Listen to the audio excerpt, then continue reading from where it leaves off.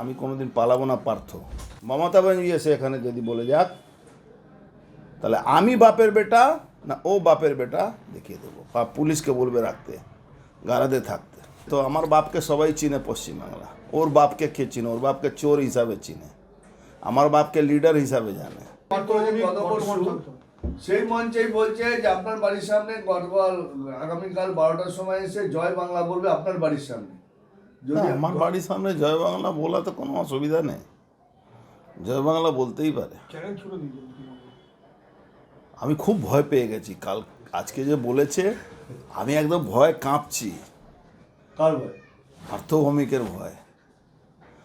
আপনারাই এই ভিডিওটা, যে পার্থভৌমিক যে কথাটা বলেছে তার বউ বাচ্চা যে মেয়ে আছে, মা আছে বা পরিবারের লোককে দেখিয়ে দেবে, আর যাকে দায়িত্ব দিয়েছে তারও পরিবার লোককে দেখিয়ে দেবে।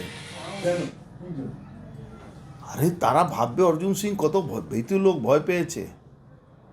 আমি তো বাড়ি ছেড়ে পালাইনি, বাড়ি ছেড়ে তো 6 মাস ধরে এরাই পালিয়েছিল যাদেরকে দায়িত্ব দিয়েছে। পার্থভৌমিক বাপের বেটা থাকে, এই পুলিশকে বলবে নিজের গারাদে থাকে। ও কেন? মমতা ব্যানার্জি এসে এখানে যদি বলে যাক তাহলে আমি বাপের বেটা না ও বাপের বেটা দেখিয়ে দেবো, বা পুলিশকে বলবে রাখতে, গারাদে থাকতে। আর পার্থভৌমিক বাপের বেটা বলেছে তো আমার বাপকে সবাই চিনে পশ্চিমবাংলা, ওর বাপকে কে চিনে? ওর বাপকে চোর হিসাবে চিনে, আমার বাপকে লিডার হিসাবে জানে।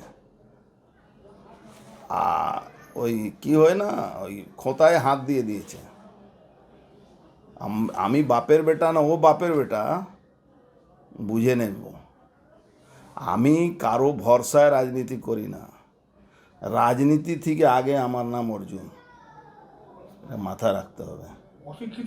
অর্জুন সিংয়ের ভয়ে ওর বাড়ির সামনে একদিন রাত্রিবেলা আমি ক্রস করছিলাম, ওর সিকিউরিটিরা ওকে মদ খেয়ে ধরে ধরে নিয়ে যাচ্ছিল, পড়ে গেছিল, ওর সিকিউরিটি পালিয়ে গেছিল।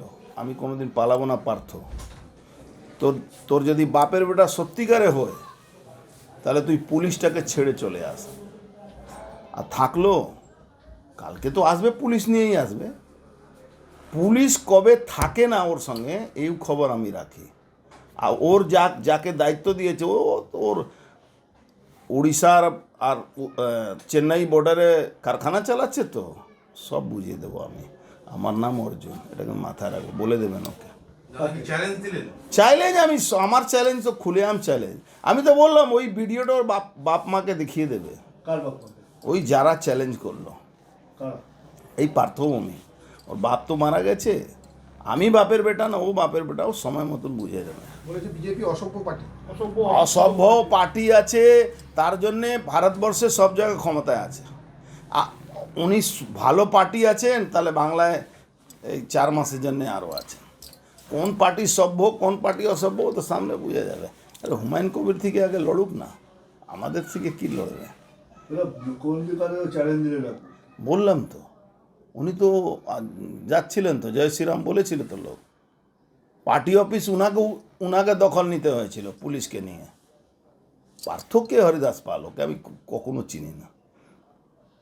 পুলিশ না থাকলে তৃণমূলে কেউ বাড়ি থেকে বেরোবে? দেখিয়ে দিল তো 2300 কত পুলিশ ছিল, তো মেসিতে জেনজি হলো, তো আগামী দিনও হবে।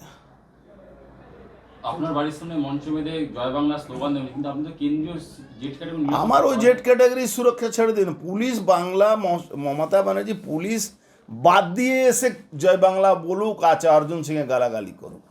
জয় বাংলাকে আমি গালাগালি কোনো দিন বলিনি। আমি বলেছিলাম জয় বাংলা আমাদের দেশের স্লোগান নয়, পশ্চিমবাংলাকে জয় বলা উচিত। জয় বাংলা বাংলাদেশের স্লোগান। আমি কোনোদিন জয় বাংলা কে বললে আমি মারবো এটা বলিনি, পশ্চিমবাংলাকে জয় বলতে বলেছি।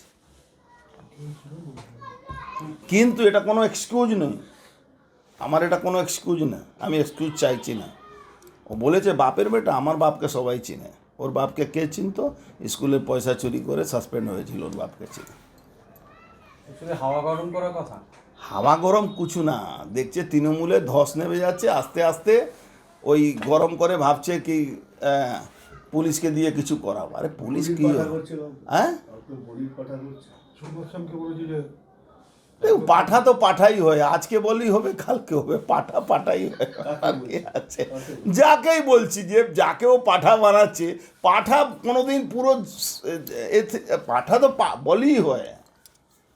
যাকে দায়িত্ব দিচ্ছে যে তার ছেলে আরে বলছি তো, পুলিশ বাদ দিয়ে যে কোনো লোক আসুক না, তৃণমূলের যত বড় হুনু হোক, পুলিশ বাদ দিয়ে আসুক, মজদুর ভবন কোনো জায়গা মজদুর মন ছেড়ে দিন। এখানে তো সিপিএমও জবাব পেয়েছে।